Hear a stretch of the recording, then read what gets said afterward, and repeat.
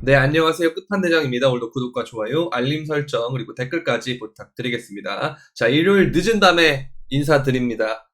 자, 여러분들 주말 잘 보내셨죠? 이제 마무리하는 시간에 이제 비트코인 영상을 보면서 마무리하라는 의미에서 이 시간대에 맞춰서 업로드를 했으니까요. 여러분들 많이 시청해주시면 감사하겠습니다. 자, 그러면 비트코인 차트 분석부터 시작해보도록 하겠습니다.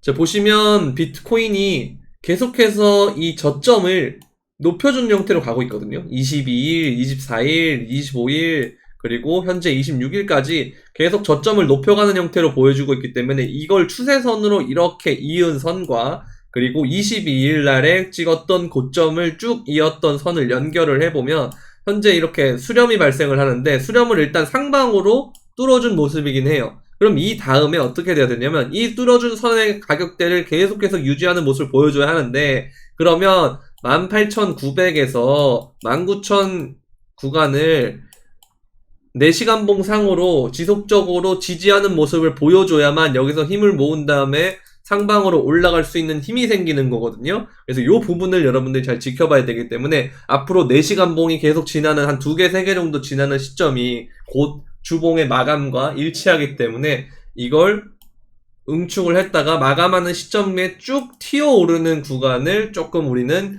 좀 기원을 해야 되지 않을까라는 생각이 듭니다. 일단은 이 부분은 되게 긍정적인데 여기서 어쨌든 다시 탈락을 하게 되면 밑으로 가는 경우가 있었기 때문에 여러분들 이것만 가지고 매수를 하기에는 조금 애매하다라고 보시면 되겠습니다. 그냥 선물 정도로만 할 수 있는 가격대인 것 같아요. 이거는 손익비가 어쨌든 좋은 지점이 왔으니까.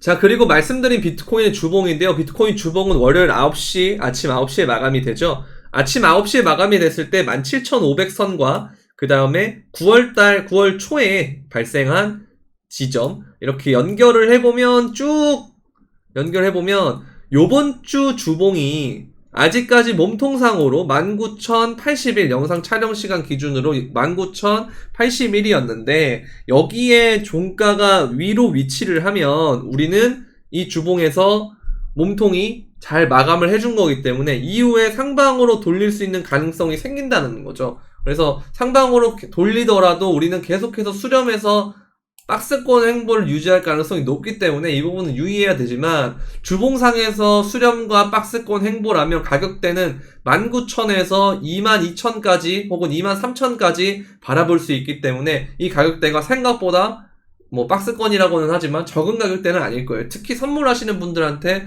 1,000불, 2,000불은 어마어마한 레인지거든요. 그래서 요거 선물하시는 분들 특히 잘 유의하시면 되겠고 현물하시는 분들은 이번 주 주봉이 지켜지면 주봉이 끝나고 보통 월요일 아침에는 눌림이 많이 나오고 있기 때문에 그 눌림을 기다렸다가 현물을 조금씩 매수하는 방법이 있겠네요. 자, 그리고 요즘 제일 잘 나가는 건 뭐니 해도 리플이죠. 리플 일봉에 대한 분석을 또 진행을 하겠는데요. 일봉이 지금 보면 여기가 이동평균선 5일선인데 5일선의 지지를 받고 741원까지 튀어오른 모습이에요. 얘가 지금 보면 RSI를 보시면 거래량이 가장 높은 이틀 전에 거래량이 가장 높았고 꼬리가 나왔는데 이제 금요일이었죠. 이때도 RSI가 제일 높은 걸 확인할 수 있는데요. 이게 고점을 갱신하면서 하락 다이버전스가 뜨려면 이 고점, 이때 기록했던 거의 800원 가까이 기록했던 고점보다 위로 갱신을 한 다음에 고점을 높이는 움직임을 보여주고 RSI가 금요일날 나왔던 RSI보다 낮아야 하락 다이버전스가 성립을 하는데 보통 이런 게 죽으려면 고점을 높이면서 보조지표의 고점을 내리는 이런 형태가 나오는 하락 다이버전스가 계속 나와줘야 일봉상에서 출현해야 추세가 강하게 꺾이는 걸 볼 수가 있는데요. 아직까지는 그런 모습이 안 나오기 때문에 뭐 리플 선물하시는 분들은 조금 유의하셔야 될 것 같고 지금 제가 여기다가 동그라미 원을 쳐놓고 854원에 동그라미 원을 쳐놓고 해놨죠. 이게 뭐냐면 854원이 리플의 소송 있죠. 소송이 나오기 직전에 최고점이 854원이었거든요.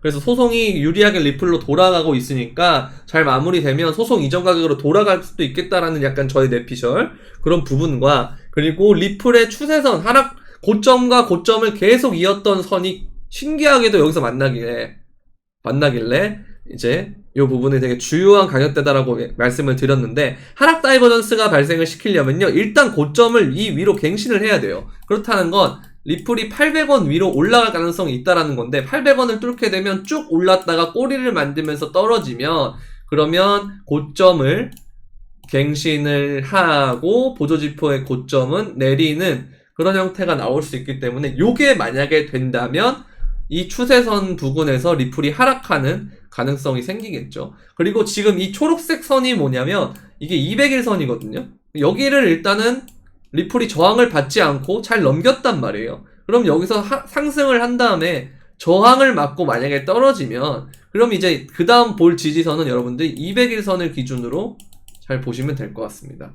이제 요 가격대까지 떨어지는 거를 제가 봤는데 아직까지는 좀 떨어질 생각이 없어 보여서 5일선에서 지지선을 받고 올라간 걸 보면 하락 다이버스를 만든 다음에 떨어져서 200일 구간까지 떨어진 다음에 여기서 반등을 주고 아까 예전에 말씀드렸던 가격까지 떨어지거나 아니면 200일선에서 반등 주고 횡보한 다음에 다시 올리는 그런 형태가 될 가능성이 일단 차트에서는 그렇게 보여요. 그렇기 때문에 여러분들이 일단은 리플 뭐 숏치려고 하시는 분들은 숏 아직까지는 버튼 누르지 마시고 그 다음에 리플의 주요 저항 구간인 850원대를 잘 지켜보신 다음에 여기 저항을 맞고 만약에 떨어진다 그러면 그때는 이동평균선 200일선을 잘 보셔라. 일봉 기준입니다. 일봉 기준 200일선을 잘 보시면 될 것 같다. 그 이후에 되면 또 다시 제가 영상을 찍어 드릴 거니까 그거에 맞춰가지고 여러분들이 대응하시면 될 것 같습니다.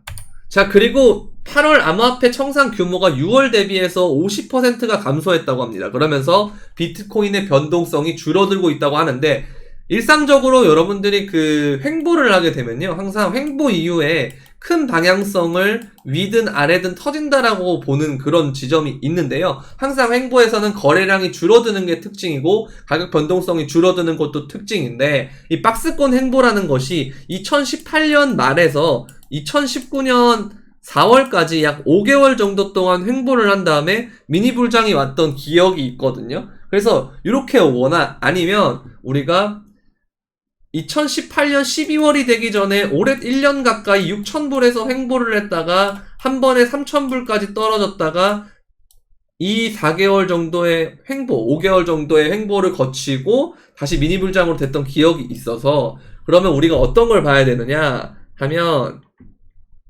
현재 구간에서 저점이 나왔거나 17,500이 이미 저점이었거나 아니면 한 번 더 떨어져서 저점 갱신을 한 다음에 올라가는 가능성을 생각을 해봐야 된다는 거죠. 그렇기 때문에 항상 여러분들 여유 현금은 꼭 들고 계시고 풀매수 하지 마시고 풀매도도 하지 마시고 이 관점을 계속 견지하시면 될 것 같아요.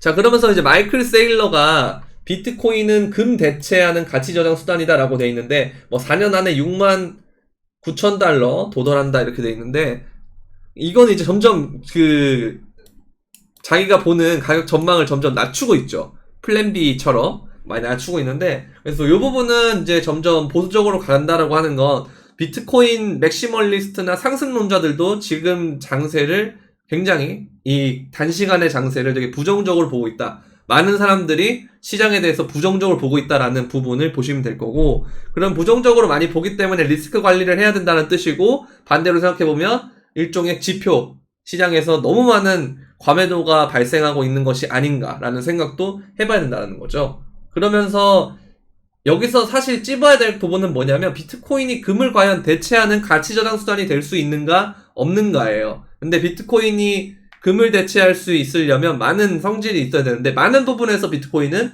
금과 유사한 부분이 있죠. 그러나 금보다 훨씬 더 좋은 것은 이동하기 간편하고 실물 형태로 들고 있기 편하다는 거. 이 부분이 되게 좋고 그 다음에 금은 매장량이 지금 새롭게 계속 발견되고 있지만 비트코인은 가치가 한정된 재화다. 그리고 점점 채굴하기도 어려워지고 반감기라는 게 있기 때문에 이 부분이 여러분들 항상 금은 비트코인보다 더 나은 게 아닐 수 있다. 비트코인이 금보다 훨씬 더 나아질 수 있다라고 사람들이 많은 보는 그런 관점 중에 하나인데요. 일단 그렇게 된다면 비트코인이 정말로 금을 가치를 이제 대체할 수 있게 된다면 어떤 식으로 될까 한번 파헤쳐 보도록 하겠습니다. 자, 현재 자산군 중에서 에셋이죠. 시가총액이 가장 높은 건 뭐니뭐니 해도 금이에요. 맞죠? 그리고 제가 이전 영상에 말씀드린 게 있는데 2등이 애플인데 금과 시총 차이가 많이 나죠. 그래서 제가 말씀드렸던 게 이더는 절대 비트를 이길 수가 없다라고 하는 게 제 그 말이에요. 왜냐면 애플도 어마어마한 혁신을 하고 많은 시장의 기술력으로 선도를 하는 기업이긴 하지만 아무리 세계 제1의 기업이 더라도 이 금의 시총을 이기진 못했기 때문에 너무 많은 격차로 차이가 나죠. 거의 한 4배에서 5배 가까이 차이가 나기 때문에 이더리움이 아무리 2.0, 3.0, 4.0, 뭐 10.0, 20.0을 해도 비트코인의 그 가치 저장의 기능이라는 것을 이기기가 쉽지가 않다라는 겁니다. 금은 시장에서 그렇게 평가를 받고 있기 때문이죠. 그래서 현재 보시면 비트코인은 현재 총 자산 순위에 16위까지 되어 있는 상황이에요. 그래서 이게 만약에 비트코인이 이제 금의 지위를 위협하면서 된다면 금의 시총이 줄어들거나 아니면 얘는 계속 횡보하는 형태로 가면서 이 자금들이 비트코인 그리고 이전에 주식이나 증시에서 금에 투자를 일부 했던 사람들이 비트코인으로 몰려드는 그런 현상이 일어나겠죠. 이 부분이 되게 중요하다는 겁니다. 그렇게 되면 사실 비트코인의 가격이 지금보다 얼마까지 오를지는 사실 저는 상상이 쉽게 되지 않거든요. 근데 저는 디지털 경제로 전환하는 그 전환기에 지금 있다고 봐서, 왜냐면 CBDC를 비롯해서 많은 부분들이 지금 디지털로 바뀌고 있고, 저번 영상에서 말씀드린 것처럼 파월의 발언들이 지금 팬데믹 이후에 포스트 코로나 시대를 자꾸 얘기하고 있다라는 거. 그래서 뉴 노멀, 새로운 부분이 이제 우리에게 다가올 것이다라는 부분이 있기 때문에 가장 유력한 것은 디지털 대전환의 시대가 오는 게 많은 경제 전문가들, 많은 미래학자들이 예측하는 부분이기도 해요. 그래서 이 부분이 된다면 가치 저장 수단에 있는 금도 디지털로 바뀌었을 때는 비트코인으로 어느 정도 대체가 되는 부분이 있겠죠. 그럼 이 부분의 금의 지분을 정말 많은 부분이 아니더라도 조금이라도 비트코인이 그 지분을 먹는다면 금을 정말 위협할 수 있는 정도만 된다고 하더라도 지금 시총보다는 훨씬 더 많이 오를 가능성이 있다라는 거죠. 그래서 지금 가격대가 비트코인이 정말 미래 가치를 따졌을 때는 저평가되는 구간이 맞을 수도 있겠다라는 생각이 든다라는 겁니다. 그래서 이 부분을 같이 투자하는 사람들, 그리고 비트코인 맥시멀리스트는 계속해서 언급을 하는 것이고요. 이 부분을 여러분들은 잘 유념하시면 좋을 것 같습니다. 그래서 추가적으로 금의 차트 한번 분석을 해보도록 할게요. 자, 먼저 금의 주봉이에요. 금의 주봉을 보시면 이동평균선을 잘 보셔야 되는데 단기 이동평균선은 이미 역배열로 돌렸고요.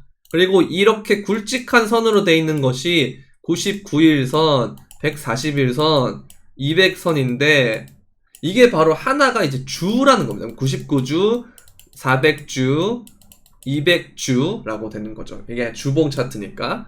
그럼 이게 지금 역배열로 돌아가고 있다라는 거. 장기 이동 평균선이 역배열로 돌아가면 이 부분에서 한 번에 이렇게 시세 반등을 하기에는 힘들어요. 그렇기 때문에 여기에서 이미 꼬리가 달려서 저항을 받고 있어서 이게 급격하게 하락이 나온다는 건 이후에 추가적으로 하락할 가능성이 높다라는 것이고, 이후에 반등이 오더라도 재차 하락할 가능성이 높고, 이러면서 주봉상에서 다이버전스가 나와줘야 반등할 여지가 생긴다라는 겁니다. 그래서 금의 주봉을 보면 이런 식으로 움직임이 될 가능성이 높아 보이고요. 그 다음에는 월봉을 한번 볼게요. 월봉을 보시면 체크해야 될 부분이 여러 가지가 있는데, 첫 번째로는 피보나치 부분을 체크해 봐야 됩니다. 2016년의 저점과 2022년의 고점을 이은 피보나치를 하게 되면 0.5 구간과 0.618 구간이 나오는데, 이게 되돌림이 50%, 61.8%만큼 된다는 거거든요. 50%만큼 되면 1558까지 떨어질 것이고, 61.8%로 되면 1437까지 떨어진다라고 돼 있기 때문에 이 구간의 사이에 있는 월봉 140선이죠. 140 먼스죠. 이번에는. 그래서 140주의 평균 가격이 140 이동평균선이라는 건데, 그 가격대에 위치한 1525원을 일단 제가 생각을 하고 있거든요.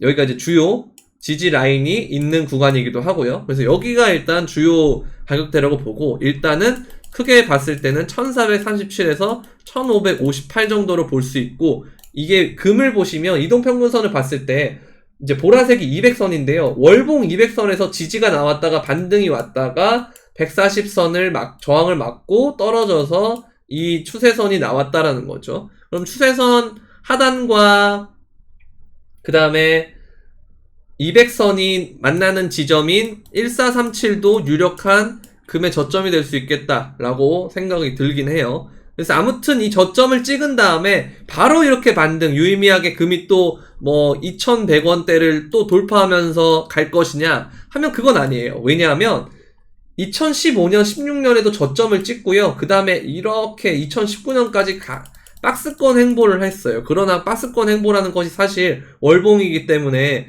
거의 뭐 한 300불의 레인지 사이에서 왔다 갔다 하니까 결코 낮은 퍼센트는 아닐 겁니다. 그러나 이 부분이 큰 관점으로 봤을 때는 박스권이 진행이 된다라는 거죠. 저점을 찍고 박스권 행보를 하면서 매물대를 쌓고 그 다음에 방향을 돌리더라. 이렇게 보시면 되는데 금은 오랜 수렴이 끝내고 한 번의 시세 분출이 나왔다가 쌍고점을 찍고 강하게 떨어지는 모습이에요. 그렇다는 건 이후에 저점을 찍고 박스권 행보를 하더라도 이전처럼 뭐 한 4년, 5년간의 박스권 행보라기보다는 한 1년, 2년 정도의 박스권 행보를 전 예상을 하고 있거든요. 그 이후에는 다시금 금과 원유, 유가가 지금 차트가 똑같이 가죠. 가격이 똑같이 가고 있는데 결국 얘네들은 원자재의 기능을 지금 가고 있다는 겁니다. 금이 안전자산의 기능, 가치저장수단의 기능보다는 지금은 원자재의 기능으로 더 가깝게 되고 있다는 거기 때문에 시장에서.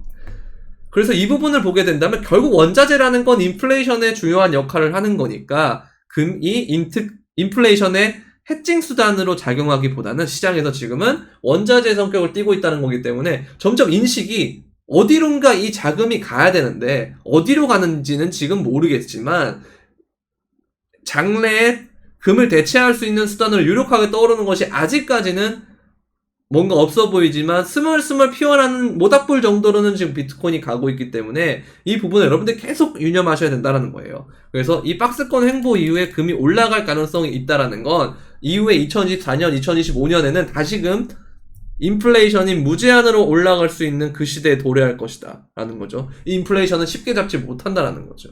그래서 제가 어제 영상에서 말씀드렸던 게 결국 연준은 경기 침체에 대한 이슈 때문에 돈을 찍는 형태로 갈 것이고 이는 통화 팽창을 야기하는 것이기 때문에 그 기간 동안에는 다시금 달러의 가치가 떨어지는 형태가 되지 않을까라는 생각이 든다라는 거죠. 그리고 많은 자산군들이 올라갈 것이다.